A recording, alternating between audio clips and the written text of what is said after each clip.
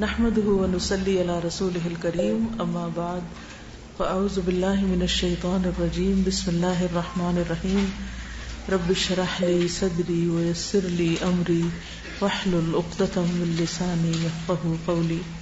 آیت الکرسی کی خاص باتیں کیا ہیں؟ یہ قرآن مجید کی سب سے بڑی آیت ہے. ٹھیک ہے، جو شخص رات کے وقت اس کو پڑھتا ہے شیطان اس کے قریب نہیں آتا. گڈ. اس ایک آیت کے اندر 10 صفات کا ذکر ہے اور ہر ایک کا بہت عظیم معنی ہے، بہت گریٹ معنی ہے، اس کا گریٹ میننگ ہے.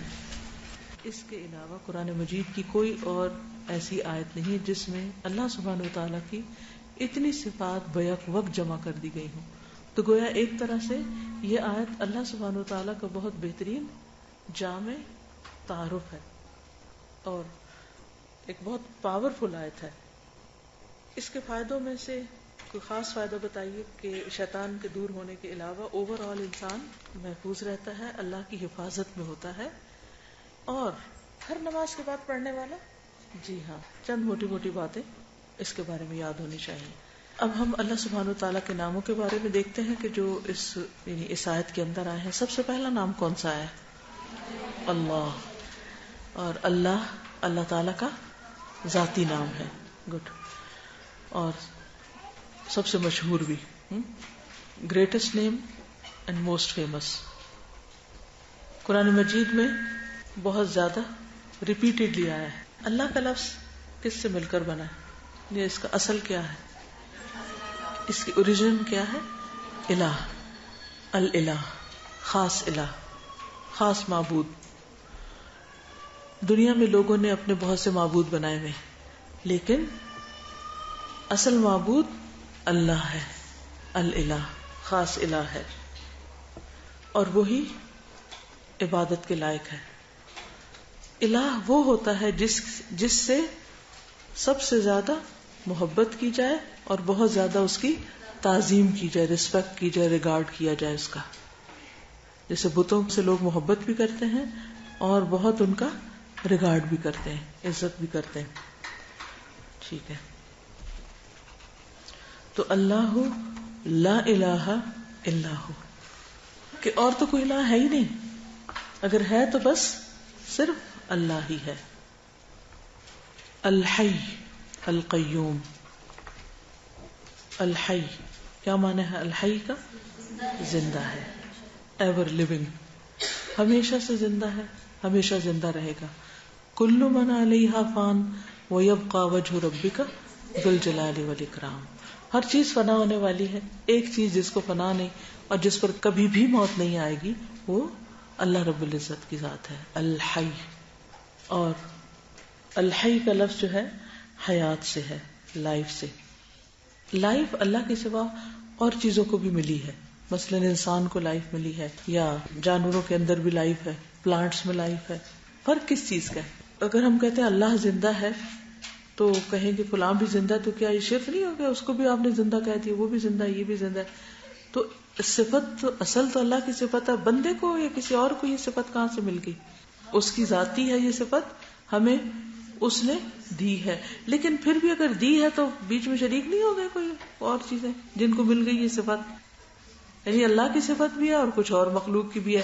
تو ہم تو کہتے ہیں کہ ہم اللہ کی صفات میں بھی کسی کو شریک نہ کریں. تو اگر ہم کسی اور کو کہیں گے کہ اس کو وہ بھی زندہ ہے تو یہ تو شرک نہ ہو گیا. آپ کو میرا سوال سمجھ آ رہا ہے؟ ازلی ابدی 2 لفظ لکھیں.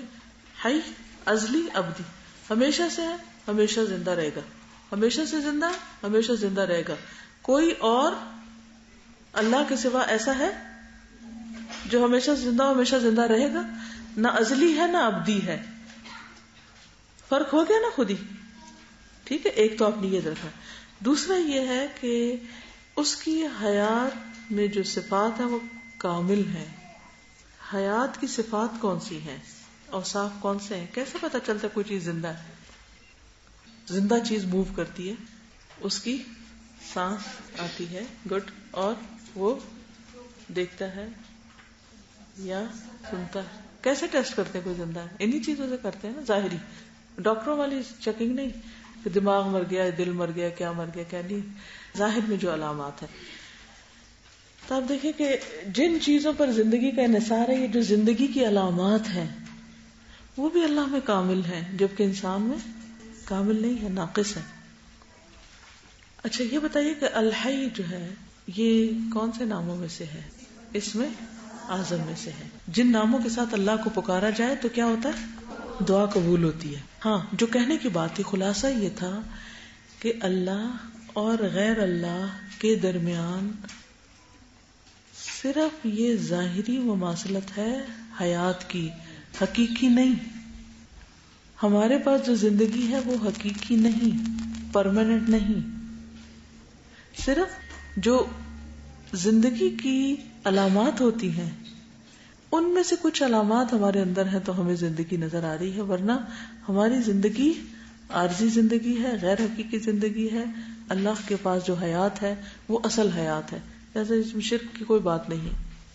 اب آپ دیکھیے کہ آپ یہ کہہ سکتے ہیں کہ جنت میں تو انسان ہمیشہ زندہ رہیں گے، تو پھر کہہ سکتے ہیں نا، کوشچن آتا ہے نا مائنڈ میں، تو اگر جنت میں ہمیشہ زندہ رہیں گے تو پھر کہیں شریک تو نہیں ہوگے؟ اس کو کیسے ریپیٹ کریں گے؟ ازلی اور ابدی دونوں. اگر انسان کو خالدین فیہا ابدا، ابدیت ملنے بھی والی ہے تو ازلیت تو نہیں تھی نا. دوسری بات یہ ہے کہ اللہ لائف کریٹ کرتا ہے، انسان خود سے نہیں لائف کریٹ کرتا. ہمیں جو ملی ہے ملی ہوئی ہے، اس کی ذاتی ہے. وہ دعا یاد ہے کسی کو؟ اللہم لک اسلمت وبک آمنت وعلیک توکلت وإلیک انبت وبک خاصمت اللہم انی اعوذ بعزتک لا الہ الا انت ان تضلنی وانت الحی الذی لا يموت والجن والانس یموتون. یہ ہے فرق، یہ ہے خلاصہ. انت الحی الذی لا يموت والجن والانس یموتون. سب مر جائیں گے، آپ کو موت نہیں. اصل زندگی تو اللہ کے پاس ہے نا، تو اللہ کی ہے. دوسری صفت کیا تھی؟ القیوم. قیوم کا کیا معنی ہوتا ہے؟ قائم رہنے والا، قائم رکھنے والا. قام یقوم، سے قام یقوم ٹو اسٹینڈ، کھڑے ہونے کے لیے استعمال ہوتا ہے. کسی بھی چیز کو کھڑے ہونے کے لیے سہارے کی ضرورت ہے. مثلاً اس کو کھڑے ہونے کے لیے، اس کو کھڑے ہونے کے لیے، اور چیزوں کو سہارا چاہیے نا. ایک بچے کو کھڑا کرنا ہوتا ہے جب سہارا چاہیے ہوتا ہے. پودے کو کھڑا کرنے کے لیے جب وہ ساتھ چاہیے ہوتا ہے. اس پھول کو کھڑا ہونے کے لیے، اس پانی کو کھڑا ہونے کے لیے، ہر ایک کو کیا چاہیے؟ سہارا. اللہ ایسا قیوم ہے جس کو کسی کا سہارا نہیں چاہیے. یہ فرق ہے. وہ کسی پر ڈیپینڈ نہیں کرتا، انڈیپینڈنٹ ہے، سیلف ایگزسٹنٹ ہے، جبکہ ہم دوسروں پر ڈیپینڈنٹ ہیں. اچھا، پھر اسی طرح یہ ہے کہ اللہ سبحانہ و تعالی اگر القیوم ہے، بھروسہ اور یقین اور ڈیپینڈنس کہ مجھے میرے نفس کے حوالے نہ کرنا. اللہ تعالیٰ میں تیرے اوپر ڈیپینڈ کروں لیکن نہ کہ اپنے اوپر کروں. اور وہ دعا بھی مانگتے نا، یا حی یا قیوم برحمتک استغیث اصلح لی شأنی کلہ ولا تکلنی الی نفسی طرفۃ عین. صرف پلک جھپنے کی دیر بھی میں اپنے اوپر ڈیپینڈ نہ کروں، اپنے اوپر ریلائے نہ کروں، اپنے اوپر سہارا نہ لوں کہ میں کر لوں گی، یا میرے اندر ہے، یا میرے پاس ہے، یا میری طاقت ہے. کچھ بھی ہے، ہدایت ہے تو اللہ دیتا ہے، رزق ہے تو اللہ دیتا ہے، زندگی دے تو اللہ دیتا ہے، قائم رکھے ہوئے تو اللہ رکھے ہوئے. یعنی میں اپنی ہر چیز میں اس کی محتاج ہوں. ٹھیک ہے. تو اللہ لا الہ الا هو الحی القیوم. قرآن پاک میں بھی ہمیں کہا گیا نا، وَتَوَكَّلْ عَلَى الْحَيِّ الَّذِي لَا يَمُوتُ. یہ ایک اور چیز یاد رکھیے کہ یہ دونوں صفات ساتھ ساتھ کیوں آ رہی ہیں؟ الحی القیوم ساتھ ساتھ کیوں؟ کیونکہ جو زندہ ہے وہ قائم ہے، وہ زندگی دینے والا ہے، وہ قائم رکھنے والا. قیوم میں صرف قائم رہنے کا معنی نہیں، قائم رکھنے کا معنی بھی ہے. ٹھیک ہے. اور اسی سے پھر توکل کی بات ہم نے سیکھی کہ جب وہ قائم رکھے ہوئے تو ہم ڈیپینڈ اس سٹینڈ پہ نہ کریں، اس پہ نہ کریں، اس پہ نہ کریں. اچھا، ایک ہوتا ہے ہمارے مادی وجود. مثلاً اب مجھے اٹھنا ہے نا، تو میں کیسے اٹھوں گی؟ کس کا سہارا لوں گی کھڑے ہونے کے لیے؟ اس کا سہارا لوں گی. یہ میرے مادی وجود کو اس کی ضرورت ہے، ٹھیک. لیکن میں صرف میرا یہ بینگ نہیں ہے، اس کے اندر بھی ایک ہے، میری روح بھی ہے. اور کیا ہے؟ اندر میری روح ہے نا، دل دماغ ہے نا، میری سوچ نیت ارادہ ہے نا. تو ایسی صورت میں مجھے کیا کرنا چاہیے؟ اس کو بھی کسی سہارے کی ضرورت ہے یا نہیں؟ مشکل وقت میں کسی کی ضرورت ہے کہ میں کسی پر ڈیپینڈ، کوئی میرے کام آئے، کوئی میری مدد کرے. اس صورت میں کیا کرنا چاہیے؟ تو ہمیں قرآن مجید میں سکھایا گیا وَتَوَكَّلْ عَلَى الْحَيِّ الَّذِي لَا يَمُوتُ، اس پر توکل کرو جو زندہ ہے اور جس کو آگے کیا ہے لا تأخذه سنة ولا نوم، نہ اس کو اونگ آتی ہے اور نہ نیند آتی ہے. نیند ہماری ویکنس ہے کہ نہیں؟ ہم نیند کے آگے بے بس ہو جاتے ہیں یا نہیں؟ ہو جاتے ہیں. کوئی شخص ذرا تھوڑی دیر کے لیے سوچئے، کوئی شخص کتنا بھی بریو کیوں نہ ہو، کتنا بھی اسٹرانگ کیوں نہ ہو، کتنا بھی طاقتور کیوں نہ ہو، پاورفل کیوں نہ ہو، کوئی بھی کیوں نہ ہو، کوئی اسکالر ہو، کوئی بادشاہ ہو، کوئی کچھ بھی ہو، جب نیند آتی ہے تو کیا ہوتا ہے؟ بیٹھا رہتا ہے، لیٹنا پڑتا ہے. ہم سب سے زیادہ اکڑ میں کب ہوتے ہیں؟ جب ہم کھڑے ہوتے ہیں، اس سے کم جب ہم بیٹھ جاتے ہیں، اور اس سے کم لیٹنا کس چیز کا سمبل ہے؟ عاجزی کا. جو لوگ سجدہ نہیں بھی کرتے نا، وہ بھی ان کو لیٹنا پڑتا ہے. جب کشتی میں پہلوان پچھاڑتا ہے تو کیا کرتا ہے؟ لٹا دیتا ہے نا. تو گویا نیند ہمارے لیے کیا ہے؟ پہلوان ہے جو ہم کو ہر روز ہرا دیتی ہے. ہر روز ہماری حقیقت ہمیں یاد دلاتی ہے کہ ہم بہت کمزور انسان ہیں. اور کچھ لوگ تو اگر وہ 8, 9, 10 گھنٹے نہ سوئے تو کام ہی نہیں کر سکتے. یہ اور بھی زیادہ ویکنس ہے. یعنی کچھ آپ نے دیکھا ہوگا جو جتنے اسٹرانگ ہوتے ہیں یا مینٹلی اسٹرانگ ہوتے ہیں تو ان لوگ وہ اتنے کم سوتے ہیں. تھوڑا سا بھی سو کے ان کی وہ بہت کام کر لیتے ہیں. آپ کسی ایسے شخص کو جانتے ہیں جو 2 گھنٹے سوتا ہو بس؟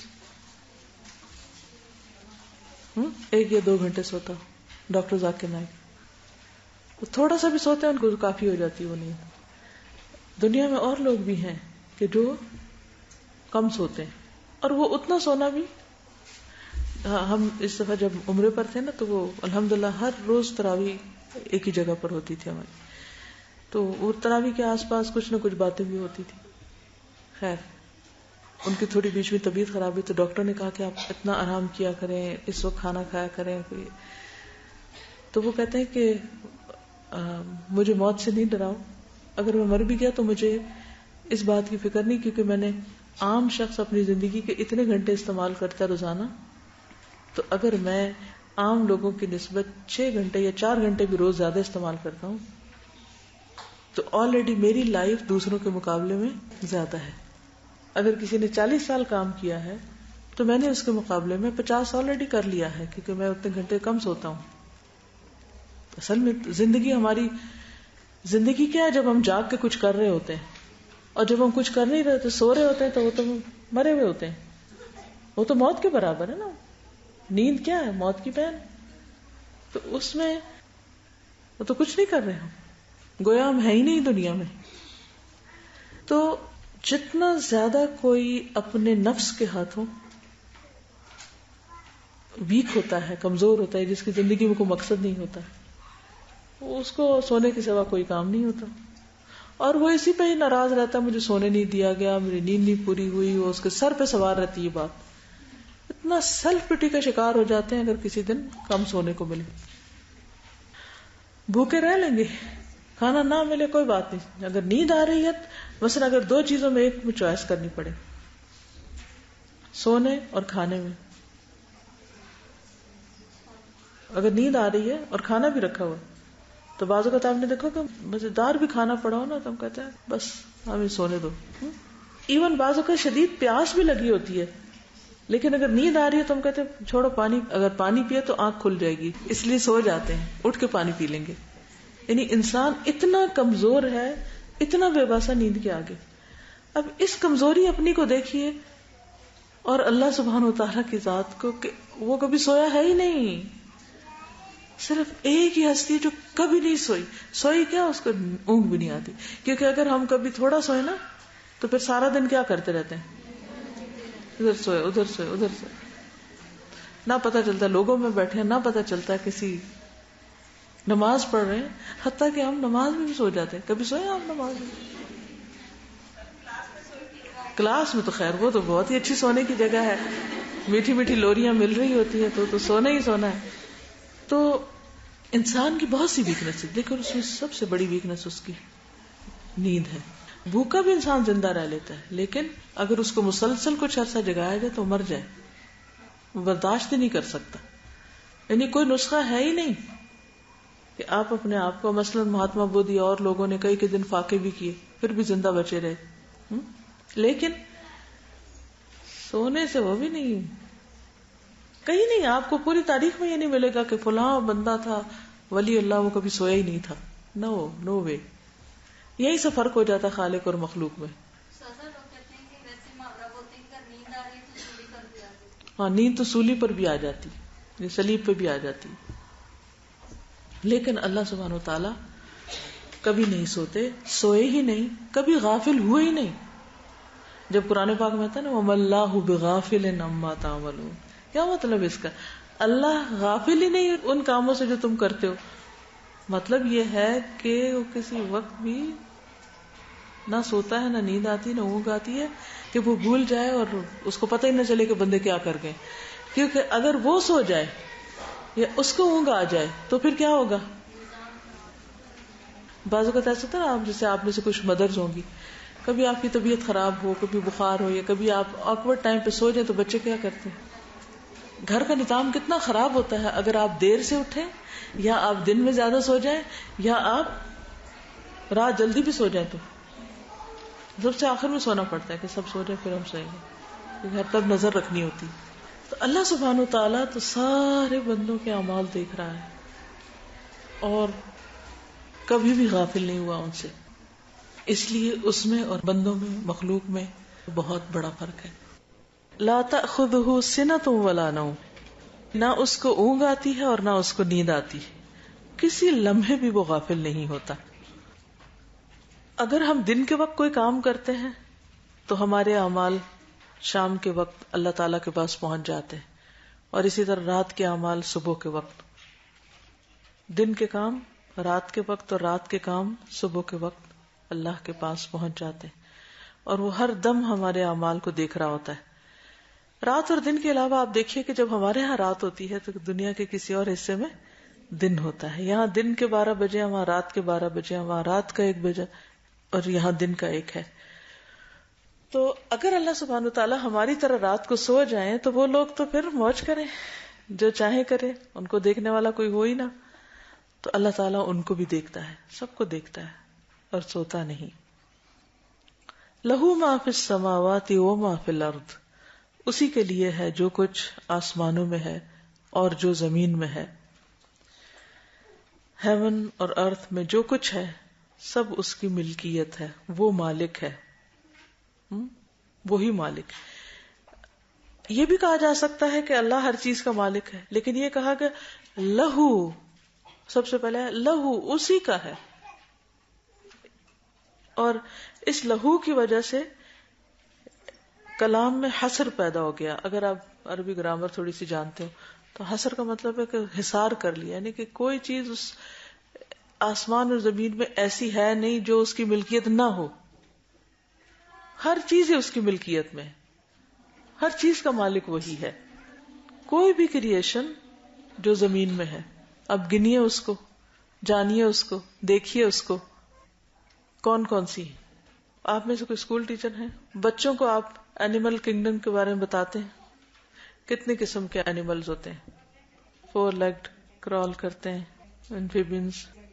یعنی اگر آپ صرف ان کے گروپس ہی دیکھیں نا، ان کے گروپ نیم ہی کو دیکھیں، انڈیویجولز کو نہ دیکھیں، گروپ نیمز. تو حیرت ہوتی ہے کہ ان کی ڈفرنٹ جو ان کی اقسام ہیں اور ان کی شکلیں ہیں اور ان کی کلرز ہیں اور ان کے سائزز ہیں اور ان کے کام ہیں اور پھر ان کی فوڈ مختلف طرح کی اور ان کی عقل گم ہو جاتی ہے کہ اتنی ورائٹی ہے، اتنی ورائٹی. باقی بھی جو مدرز ہیں انہوں نے بچوں کو ہوم ورک کرائے ہوں گے اور پتہ ہوگا کہ جب انہیں ایگزامز میں یاد کرنی ہوتی ہیں ٹرمز، تو ان کو ٹرمز بنا کے نہ یاد کروایا کرے بچوں کو، ان کو اللہ کی کریشن بنا کے دکھایا کرے کہ یہ دیکھیں یہ کس طرح بنایا اس نے، یہ اس کا اور اس کا فرق بتائیں. ان کی آوازیں پھر کیونکہ ملٹی ڈائمینشنل فیچر جو ہیں وہ دکھایا کرے. کسی بھی چیز کو جب ڈیفائن کرنا ہوتا ہے تو اس کا رنگ، کلر، سائز، قسم، اس کی عادتیں، اس کا بہت ساری جو اس کی خصوصیات ہیں ان سب کے ساتھ. یہ سب کچھ کس کا ہے؟ جس نے پیدا کیا، obviously جو ان کا کریٹر ہے اسی کا ہے، ہمارا نہیں ہے. ہم تو جانتے بھی نہیں ان کو. اگر ہم جانتے نہیں تو ہم مالک کہاں سے ہو سکتے ہیں؟ مالک بھی نہیں ہو سکتے. لہو ما فی السماوات وما فی الارض. میں نے زمین کی بات حالانکہ آسمانوں کی پہلے ہے، زمین کی میں نے پہلے اس لیے کی ہے کہ زمین ہمارے کلوزسٹ ہے، اس پہ بہت سی چیزیں ہم دیکھتے بھی ہیں. آسمان کی چیزیں تو ہم میں سے کسی نے کوئی دیکھی نہیں سوائے اس کے جو سامنے ستارے سیارے نظر آتے ہیں. That's it. اس سے پیچھے کیا 7 آسمانوں کے ذکر آتا ہے، کس نے 7 دیکھے ہیں؟ اور پھر ان 7 پر کیا کچھ ہے؟ نہ ہونے کے برابر بہت ہی تھوڑا ہے جو ہم جانتے ہیں، لیکن یہ سب اس کا ہے اور اس کے سوا اس میں کوئی دوسرا شریک بھی کوئی نہیں، کیونکہ کسی نے کسی خاص چیز کے پیدا کرنے کا مشورہ بھی نہیں دیا اللہ کو. ڈیزائن بنانا تو دور کی بات، کوئی ایک چھوٹی سی چیز ہمیں بنانی پڑتی ہے نا تو ہم پریشان ہو جاتے ہیں کہ اچھا کیسے بنائے، تم کوئی آئیڈیا دو، تم آئیڈیا دو، مجھے یہ ڈیزائن بنانا ہے، مجھے یہ. پریشانی کی حد ہوتی ہے نا، ہر شخص سٹریس میں آ جاتا ہے. جب اب یہ صرف اینیمل کنگڈم کی بات ہو رہی ہے، اگر آپ باقی سب کو دیکھیں اور وہ جو غائب میں ہے جیسے جن ہیں، فرشتے ہیں، حالانکہ وہ بھی اس زمین پر بھی ہوتے ہیں لیکن ہمیں تو ان کا بھی نہیں پتا. وما یعلم جنود ربک الا ھو. تیرے رب کے جنود کو، لشکروں کو اس کے سوا کوئی جانتا ہی نہیں، کسی کو پتہ ہی نہیں ان کا. تو ایسا عظیم ہے وہ رب. آیت الکرسی پڑھنے کا اصل مقصد کیا ہے کہ ہمارے دلوں میں اللہ کی عظمت اور محبت اور بڑائی کا ایسا احساس دل میں جاگزی ہو جائے کہ پھر اس کے سوا ہم کسی اور سے کوئی امید بھی نہ رکھیں، ساری امیدیں صرف اس ذات سے رکھیں کیونکہ وہ سب کچھ کر سکتا ہے. اور پھر 2 چیزیں یاد رکھیں، ایک تو یہ ہے کہ صرف وہ مالک ہے اور دوسرا یہ ہے کہ اس کی ملکیت میں کوئی شریک نہیں ہے. تیسری بات یہ ہے کہ وہ اپنی مخلوق میں جیسے چاہے تصرف کر سکتا ہے. اس بات کا کیا مطلب ہے؟ بعض جانور آپ دیکھتے ہیں ان کی شکلیں اتنی بھیانک ہوتی ہیں کہ دیکھتے ہی خوف آ جاتا ہے. ان کو آنکھیں یہاں لگی ہوئی ہیں، کان بڑے بڑے ہیں، یا ان کی اتنی لیگز ہوتی ہیں، ایسے چلتے ہیں کہ، یا پھر یہ کہ کاٹتے ہیں. تو ان کو اس خاص شیپ میں کس نے بنایا، کس نے ان کا رنگ بنایا، کس نے ان کا ڈیزائن، جو کچھ کرتے ہیں ہمیں تو یہ بھی نہیں پتا وہ کرتے کیا کچھ ہیں.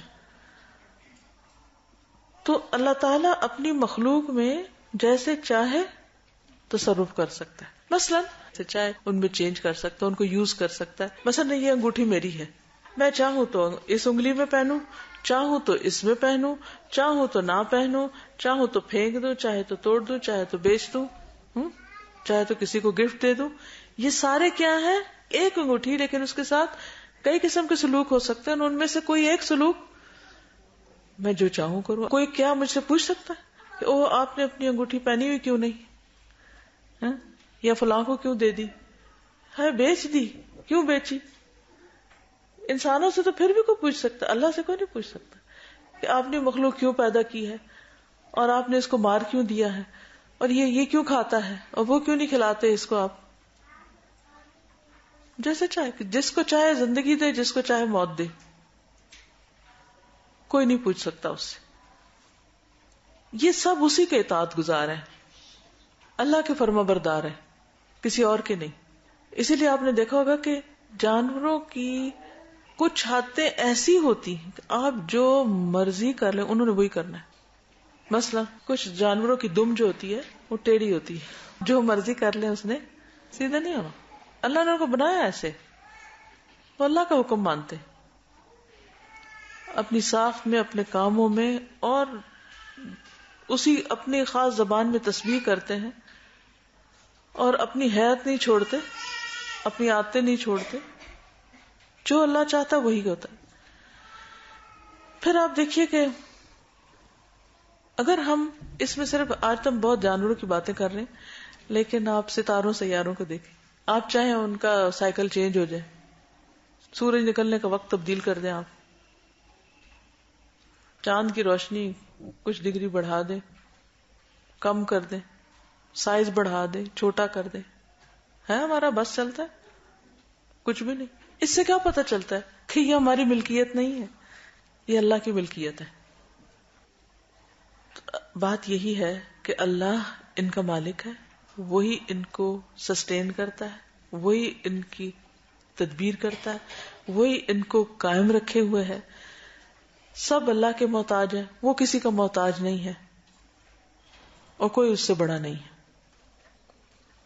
من ذا الذی یشفع عندہ الا باذنہ، کون ہے جو اس کے پاس سفارش کر سکے کسی کی بخشش کی یا کسی کو چھڑانے کی، الا باذنہ، مگر اسی کے اذن کے ساتھ.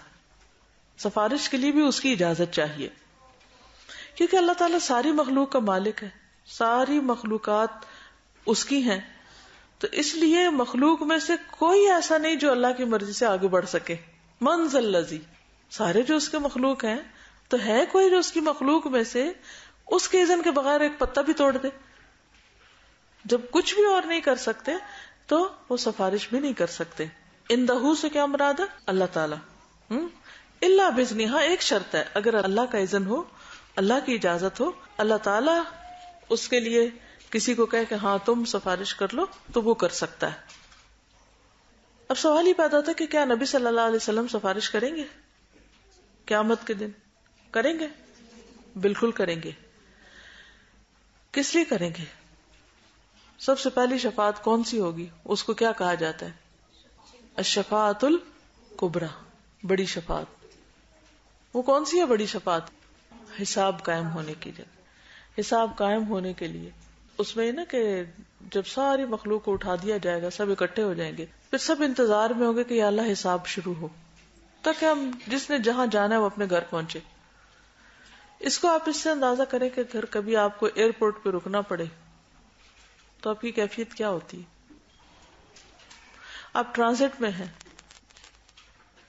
اپنی مرضی سے آپ گھنٹوں کہیں بیٹھے رہیں، لیکن اگر آپ ٹرانزٹ پہ ہیں، 2 گھنٹے کا ٹرانزٹ ہے کسی ایئرپورٹ پہ، تو کیا محسوس ہوتا ہے؟ جب ٹکٹ لے رہے ہوتے ہیں تو کہتے ہیں اچھا کتنے گھنٹہ وہاں رکنا ہوگا، تو وہ انتظار کتنا مشکل لگتا ہے کہ اچھا اگلی اور اگر کسی وجہ سے اگلی فلائٹ لیٹ ہو تو کیا کیفیت ہوتی ہے. اسی طرح اگر آپ یہاں بیٹھے نا، گھنٹہ بھی بیٹھے رہے تو کوئی بات نہیں، لیکن اگر آپ یہاں سے باہر جائیں اور آپ کی گاڑی نہ آئی ہو اور گیٹ پر آپ کو 1 گھنٹہ کھڑا ہونا پڑے، وہ گیٹ پر انتظار میں 1 گھنٹہ مشکل ہے. یہاں 1 گھنٹہ بیٹھنا مشکل ہے یا وہاں 1 گھنٹہ کھڑے ہونا مشکل ہے؟ حالانکہ وقت تو یہ بھی گزر رہا ہے، وقت وہ بھی گزرتا ہے، اسی سپیڈ سے گزرتا ہے، لیکن وہاں بہت مشکل ہے کہ انتظار کا وقت ہے. اسی طرح یہ جو انتظار کا وقت ہوگا قیامت کے دن کہ حساب قائم ہو، لوگ اتنے تنگ آ جائیں گے کہ لوگ کہیں گے یا اللہ تو حساب قائم کر، چاہے ہمیں جہنم میں بھیج دے لیکن یہاں سے نکال. اسی لیے کہا جاتا ہے کہ الانتظار اشد من الموت، انتظار موت سے بھی زیادہ سخت چیز ہے. پین فل چیزوں میں، ساری بیماریوں میں، ساری تکلیفوں میں سب سے زیادہ شدت کی تکلیف کیا ہے؟ موت کی تکلیف. موت سب سے زیادہ تکلیف دہ چیز ہے، شدید ترین. کہتے ہیں انتظار اس سے بھی شدید ہے. تو بہرحال پہلے لوگ حضرت آدم کے پاس جائیں گے، وہ کہیں گے میں نہیں کر سکتا. نوح کے پاس جاؤ، وہاں جائیں گے، وہ کہیں گے میں بھی یہ نہیں کر سکتا. موسیٰ کے پاس جاؤ، عیسیٰ کے پاس جاؤ. تو مختلف پیغمبروں کے پاس جائیں گے، حتیٰ کہ حضور صلی اللہ علیہ وسلم کے پاس ہیں، ابراہیم علیہ السلام کے پاس بھی جائیں گے، کوئی مدد نہیں کرے گا. پھر حضور صلی اللہ علیہ وسلم اللہ کے حضور سجدے میں پڑ جائیں گے، دعا کریں گے، پھر اللہ تعالیٰ فرمائیں گے اچھا مانگو کیا مانگتے ہو. تو اس وقت وہ سب کی طرف سے ایک طرف سفارش کرے گی یا اللہ حساب قائم کر دے.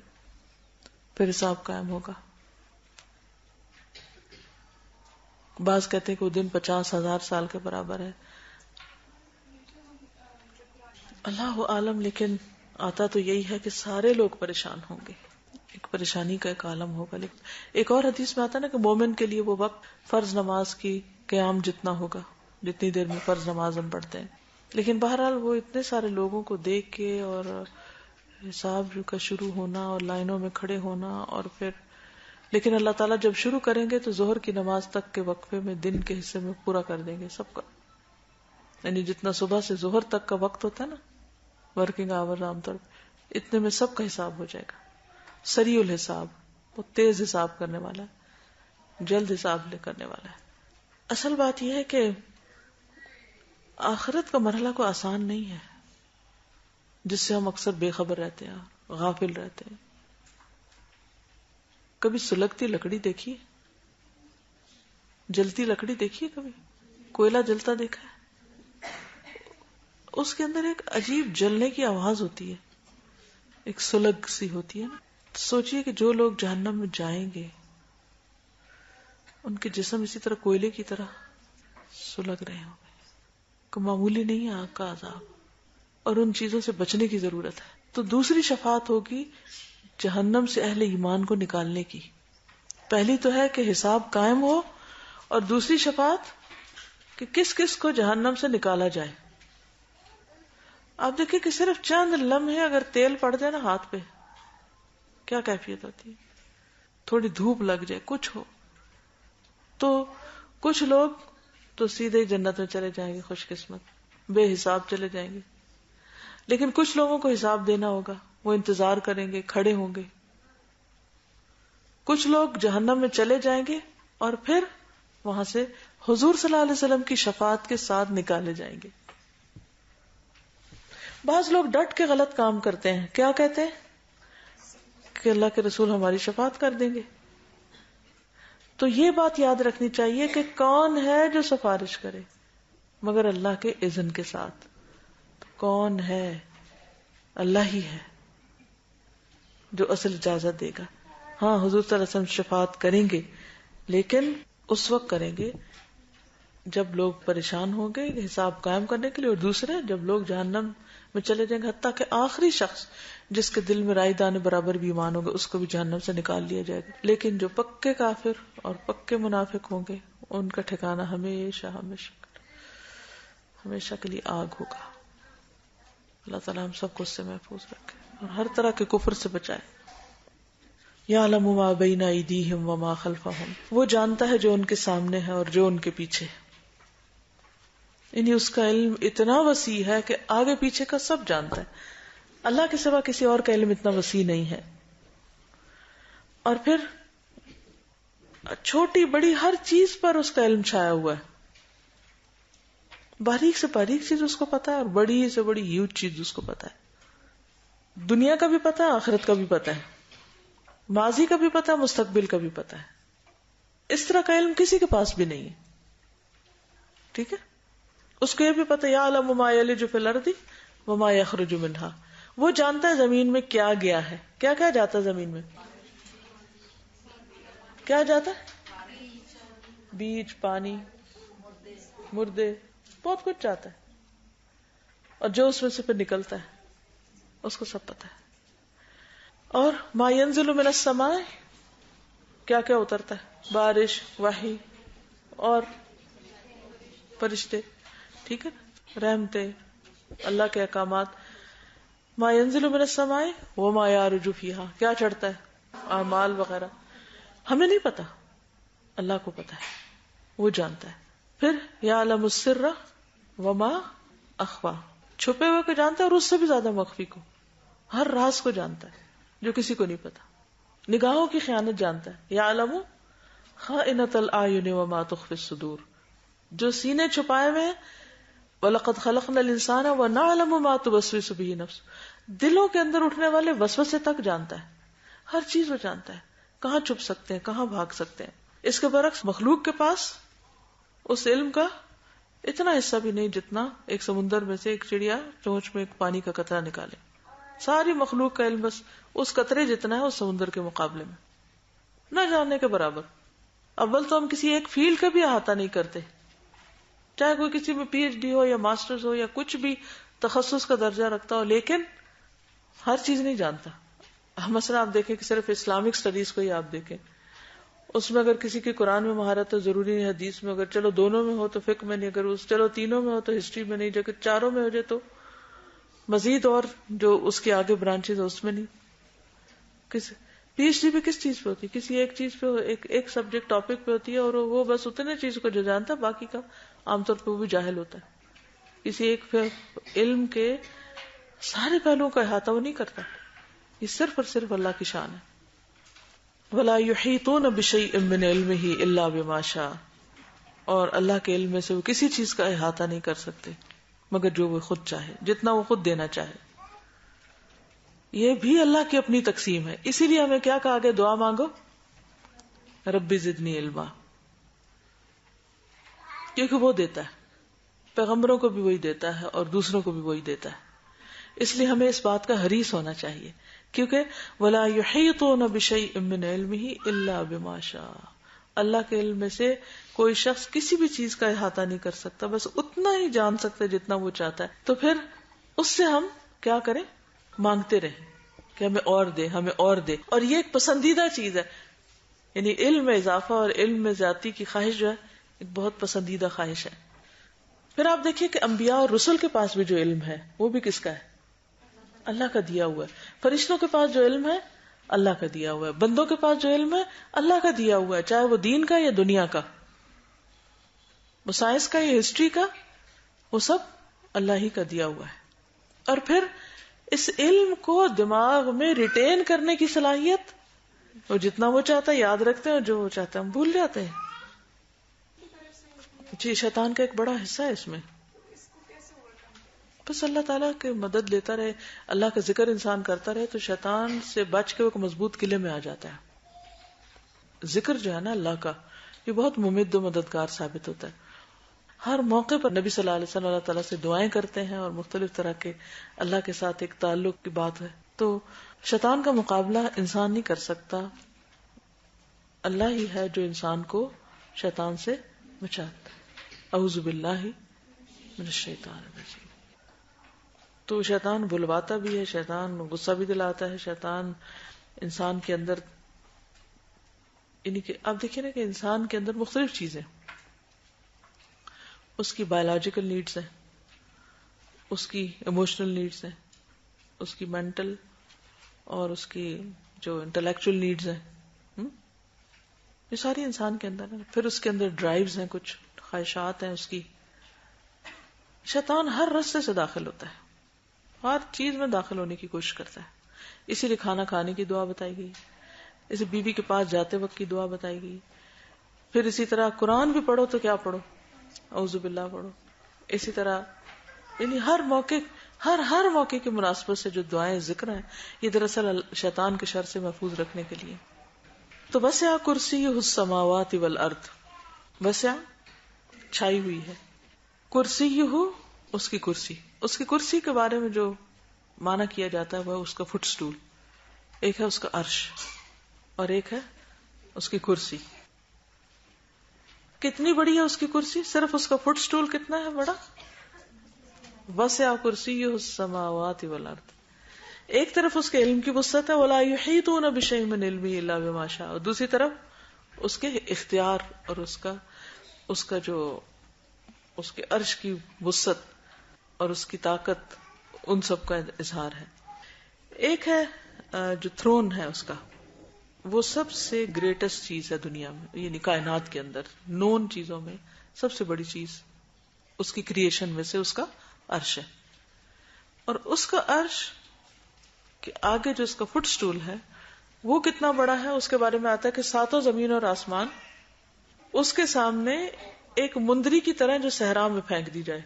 صحرا کا پتہ نا آپ کو، ڈیزرٹ کتنا بڑا ہوتا ہے، چاروں طرف پھیلا ہوا. اس کے اندر اگر کوئی ایک رنگ ڈال دے نظر آئے گی، کتنی چھوٹی نا. تو ساتوں آسمان اور زمین وہ رنگ ہے کس کے مقابلے میں؟ اس کی کرسی کے مقابلے میں.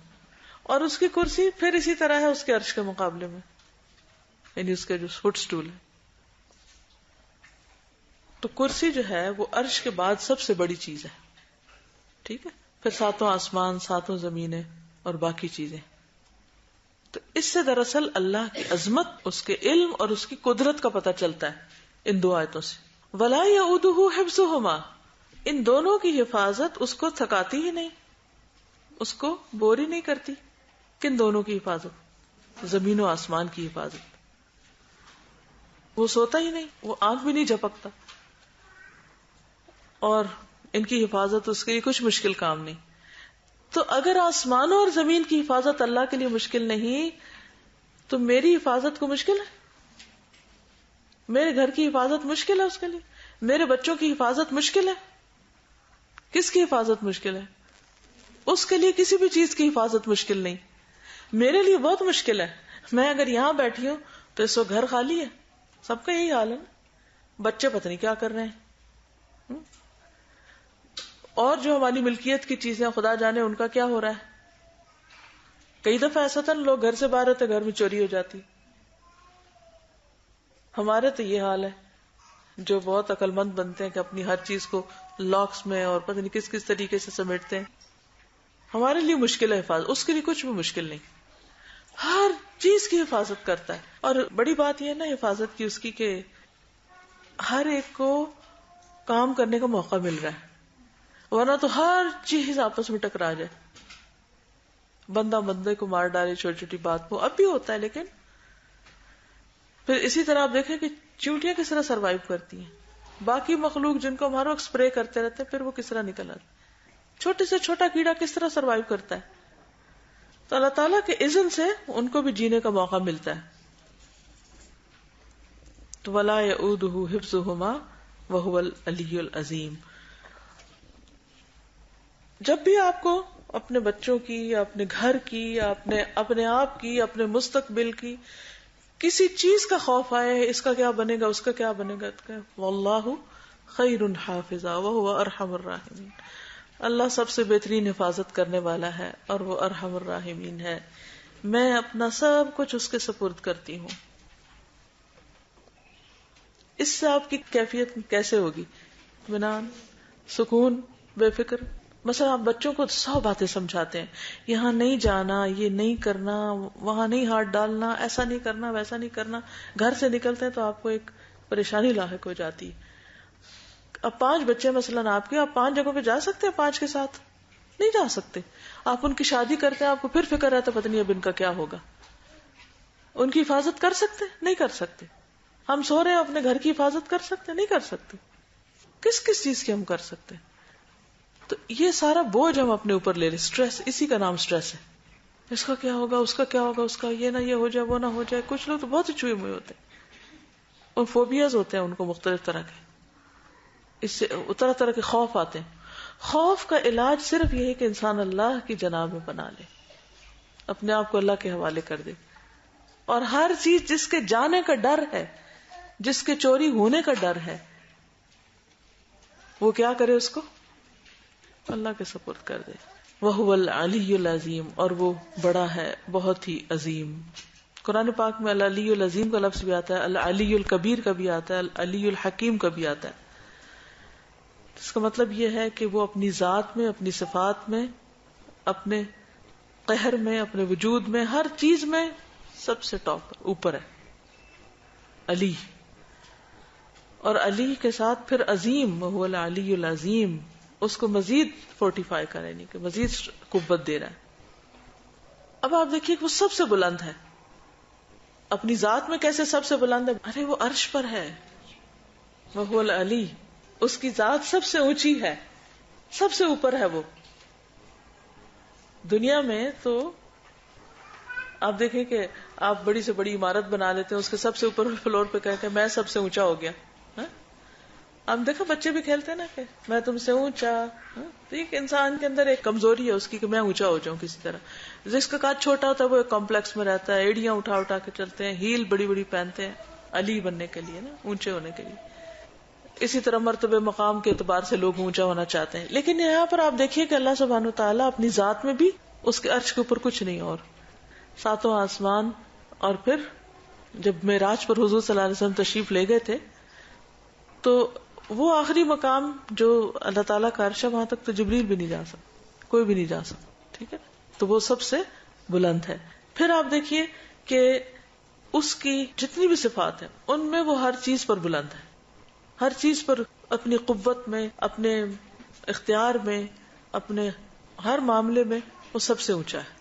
اب آپ دیکھیں کہ ہم عام طور پر جب کسی مشکل کا شکار ہوتے ہیں تو ہم کیا چاہتے ہیں؟ کس کے پاس جائیں؟ کس کے پاس جائیں؟ کسی بڑے کے پاس جائیں. تو اصل بڑا کون ہے؟ اللہ. تو سب سے پہلے تو مسلح بچھائیں اور بڑے کے پاس جائیں، پھر باقی کام کریں. اس لیے العلی، العظیم، اور علو میں تو بلندی آتی ہے نا، اور عظیم میں عظمت ہے. عظمت اور علو میں کیا فرق ہے؟ مقام اور مرتبے کی طرف اشارہ ہے. علو تو اس کا یعنی کہ فزیکلی اس کا سب کے اوپر ہونا ہے، اور عظمت میں مقام، مرتبہ، یہ تمام چیزیں آ جاتی ہیں. مقصد یہ ہے کہ جتنی تعظیم اس کی جانی چاہیے، جتنا بڑا مقام اور مرتبہ ہماری نگاہ میں اللہ سبحانہ وتعالیٰ کا ہونا چاہیے اتنا کسی اور کا نہ ہو. سمجھ گئے؟ وہ ہے العلی العظیم. اسی لیے قرآن پاک میں آتا ہے ما لکم لا ترجون للہ وقارا. کیا ہے تم کو اللہ کے لیے تم کسی وقار کی توقع نہیں رکھتے، نہیں تم اس کی عظمت نہیں کرتے، اس کی اہمیت نہیں دیتے، اس کو امپورٹنس نہیں دیتے. اس کو امپورٹنس دینے کے کیا طریقے؟ اس کی اطاعت کی جائے، اس کی نافرمانی نہ کی جائے. اس کی شان کی بلندی کو دیکھی جائے، اپنے گناہوں کے چھوٹا ہونے کو نہ دیکھا جائے. پھر اللہ تعالیٰ کی شریعت کی تعظیم، اس کے احکام کی تعظیم کی جائے، شاعر اللہ کی تعظیم کی جائے، وہ چیزیں جو اس کے ساتھ ایسوسیٹ کرتے ہیں ان سب کی تعظیم. اس کے کلام کی تعظیم کیسے؟ قرآن کی تعظیم کیسے؟ اس کو امپورٹنس دی جائے نا. اس کے رسول کی تعظیم کی جائے، ان کے مقام، مرتبے، پھر ان کے اقوال وغیرہ. پھر اسی طرح یہ ہے کہ اس کے دین کی تعظیم کی جائے. دین کی تعظیم کا کیا مطلب ہے؟ دین کو رسپیکٹ دینا. بالکل بالکل دین کے شعائر کا مذاق نہ بڑھایا جائے، اس کے احکامات کا مذاق نہ اڑایا جائے، کسی بھی قسم کا، ہر چیز پر اس کو ترجیح دی جائے. یہ دعا آتی ہے اسأل اللہ العظیم رب العرش العظیم ان یشفیک. جب کوئی بیمار ہوتا ہے تو یہ دعا پڑھی جاتی. اب آپ دیکھیں کہ اتنی زبردست دعا ہے، اسأل اللہ العظیم رب العرش العظیم ان یشفیک. تو اللہ کے ناموں کے ساتھ جب ہم اللہ کو پکارتے ہیں تو دعائیں قبول ہوتی ہیں. کہتے ہیں کہ اگر کسی کی موت نہ لکھی ہو تو اس دعا کو پڑھنے سے جو کوئی بیمار کے پاس جا کے اس پر پڑھے پورے شعور کے ساتھ تو اللہ تعالیٰ اس کو شفا دے گا. یہ یک نستعین میں لکھی ہوئی ہے، بیمار کی عیادت کے وقت پڑھنے کی دعا. آج کے لیے اتنا ہی کافی ہے کیونکہ پھر مغرب قریب ہے تو آپ لوگ گھر وقت پہ پہنچ جائیں. لیکن انشاءاللہ نیکسٹ ویک ہم اگلی دعا شروع کریں گے. میں چاہوں گی کہ آپ سب لوگ اچھی طرح اس کا ترجمہ بھی یاد کر لیں اور اس کے اندر جو اللہ تعالیٰ کی صفات کا ذکر ہے ان کو بھی اچھی طرح اپنے ذہن میں بٹھا لیں. ٹھیک ہے؟ کچھ کہنا چاہیں یا کوئی سوال ہو تو ایک آدھ سوال کر لیجیے، باقی اجازت پھر. جی آپ فرمائیے. جس کو اللہ اجازت دے کریں گے، مگر جس کو اللہ اجازت دے. حافظ قرآن ہے یا اور کسی طرح اللہ کا محبوب ہے، مقرب ہے، لیکن اٹس ناٹ اوپن. ٹھیک ہے؟ It's conditional. سب سے بڑی کنڈیشن کیا ہے؟ اللہ کی اجازت. وہ کبھی دنیا میں کسی کے ساتھ کام ہوتا ہے نا تو کہتے ہیں فلاں کی اپروول لے کر آئے، اس کے اپروول نہیں تو کام نہیں ہوگا. تو اپروول لینے کا معنی سمجھتے نا اچھی طرح. بس بات یہ ہے کہ ہمیں کیا معلوم کہ انہوں نے اپنے لیے کوئی ایسی دعا کی کہ نہیں. ایک یہ ہے کہ رحمت کے وہ آسپیکٹ یا مظاہر جو ہمیں نظر آتے ہیں ہم اس میں ریسٹرکٹ کرتے ہیں. رحمت کو ہم ڈیفائن صرف ظاہر نظر آنے والی چیزوں میں کرتے ہیں، یا ہم ایکسپیکٹ کرتے ہیں کہ اللہ تعالیٰ کو ہم رحیم اس وقت مانیں گے جب وہ یہ اور یہ اور یہ کرے، اور اگر اس نے یہ نہیں کیا تو وہ رحیم نہیں. یہ نہیں ہے معنی اس کا. مثلاً ایک شخص کی موت ہمارے نزدیک ایک حادثہ ہو سکتی ہے، ایک بہت بڑی ٹریجڈی ہو سکتی ہے، لیکن اس کے لیے وہ ایک بہت بڑی رحمت ہو سکتی ہے. اس کی شہادت ہو سکتی ہے، کیونکہ جو مظلوم مارا جاتا ہے، بے گناہ مارا جاتا ہے، یا یہ کہ وہ اس وقت مر گیا، ہو سکتا ہے اگر وہ زندہ رہتا تو وہ اس سے بڑی مصیبت کوئی دیکھتا. ٹھیک ہے نا؟ تو ہر چیز اپنے کانٹیکسٹ میں دیکھی جائے گی کہ، اور پھر یہ کہ ہماری ظاہری نگاہیں کچھ اور دیکھتی ہیں اور دوسری طرف کچھ اور ہمارے نزدیک دنیا صرف یہ نہیں ہے جو آنکھ جھپکنے کی دیر ہے. یہاں ہمارے نزدیک دنیا اس سے بڑی چیز، زندگی جو ہے، زندگی کا کانسیپٹ سمجھنے کی ضرورت ہے. زندگی صرف وہ نہیں ہے کہ جو ہم 20 سال 30 سال یہ دیکھتے ہیں. زندگی وہ ہے جو آخرت کی زندگی، جیسے حضور صلی اللہ علیہ وسلم فرمانا کہ لا عیش الا عیش الآخرہ، کہ زندگی تو آخرت کی زندگی ہے جس کو کبھی ختم نہیں ہونا. ایک شخص جس پر دنیا میں کوئی ظلم کر رہا ہے لیکن وہ صبر کر رہا ہے یا اس کو وہ بدلہ نہیں لے سکا، تو اللہ نے اس کے لیے جو آخرت کا دن رکھا ہے، یہ اللہ کی رحمت ہی کا نتیجہ ہے. یہ سورۃ الفاتحہ میں ہم جو کہتے ہیں نا، الحمدللہ رب العالمین الرحمن الرحیم مالک یوم الدین، تو رب کی تعریف کیوں؟ کیونکہ وہ مالک یوم الدین ہے. حیرت ہوتی ہے کہ قیامت کے دن کا مالک ہے تو اس میں تعریف کی کیا بات ہے؟ یہی تعریف کی ہے کہ وہ ہر چیز کو اپنے وسیع علم کی بنا پر دیکھ کر اس کا فیصلہ کرے گا اور لوگوں کو ان کے ظلم کا پورا پورا بدلہ دے گا. اجازت. السلام علیکم ورحمۃ اللہ وبرکاتہ. سبحانک اللہم وبحمدک، نشہد ان لا الہ الا انت، نستغفرک ونتوب الیک.